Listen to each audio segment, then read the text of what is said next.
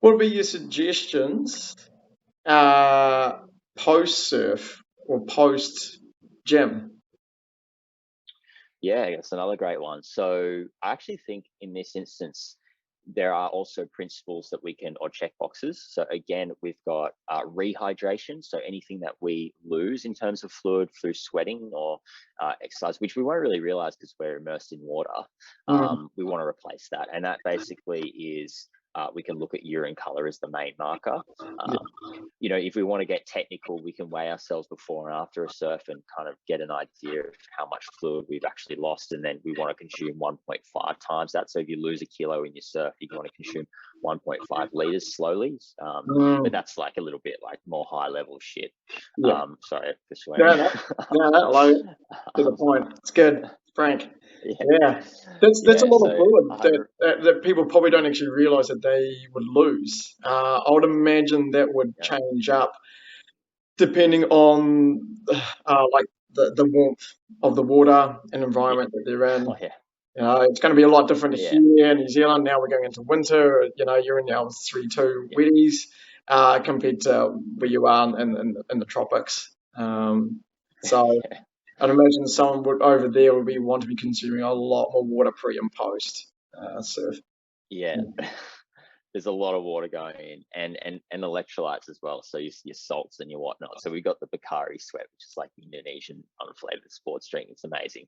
Yeah. Um, Definitely consuming a lot of that. So yeah, you want to rehydrate, and you also want to replenish carbohydrates, or what's technically called glycogen. Mhm. So we're having carbohydrates before. We've also had carbs like the day before. So we've got abundance of carbs, but we're going to deplete a little bit of that during our surf. So we want to replace that. So the meal after or the snack after, even if you're like going to work or whatever, you want to have carbs ideally in that, right? So hydration, carbs there. We don't need to think as much about comfort because we're not going to probably exercise in most cases unless you're going to surf again in a couple of hours for a heat. In which case you could almost say that's like your pre-workout, your pre-surf nutrition starts at the end of one before. Anyway, so yeah, comfort is not so much of a deal typically. And then we've got protein. Okay, so that's the major difference between pre and post. You can do it pre, like if you've got 3 hours before you surf and you're going to have your bowl of oats, then yeah, like you've got plenty of time to digest protein. But sometimes you have to like be like, well, what do I need the most of? And when you've only got 20 minutes before you need to jump in the water, you Yeah. just don't want to be getting protein. You don't want things to be getting in the way of carbs and hydration, right? But afterwards, you definitely want protein. Yep. Yep. Just protein. What what would classify as a good sort of protein source?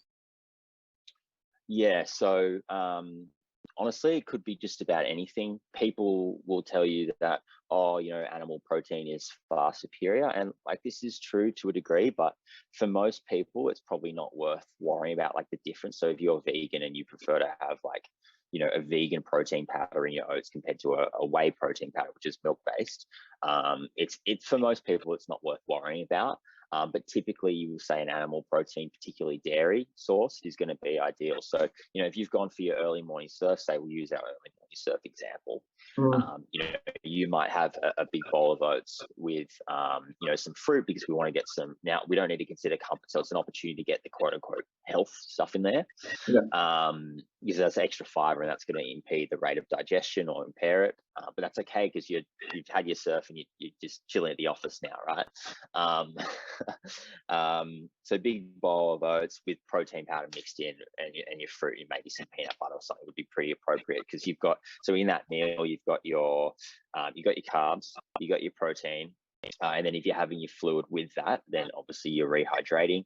The one other thing actually, which is a really interesting one that I want to mention is caffeine. So Mm, caffeine is typically considered like a pre-workout thing, and it definitely is. But there is some research to show that it can actually enhance the replenishment of carbohydrates or glycogen, as I said before, after training. So if, say for example, you've gone for your morning surf again, and you like to have a coffee after a surf, we can at least be confident that it's not going to cause you harm. And there's actually some rationale to say that it might actually even enhance your recovery. So, like, hey, if you like to go and have a latte after your surf, absolutely go for it. It's not an issue. But obviously in the evening it would be. Yeah, fascinating.